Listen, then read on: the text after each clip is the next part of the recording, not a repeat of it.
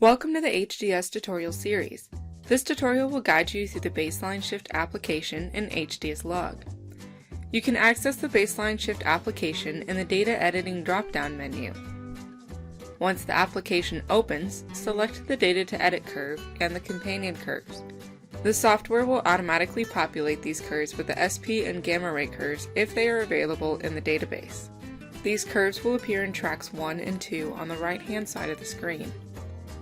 To select curves other than the SP and gamma ray, first click on the automatically populated curve name, then select the desired curve from the curve list in the lower left corner.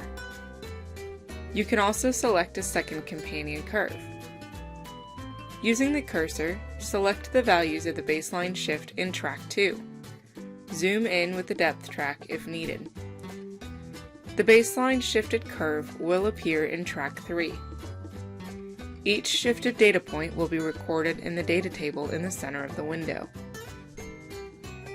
Using the undo buttons located at the top of the window, you can undo your last click, selected clicks, or all clicks. Once you are satisfied with your baseline shift, you can save and exit the application. Once saved, a new curve with the name SPBS will be automatically added to your database. Thank you for watching the HDSlog tutorial on the baseline shift application.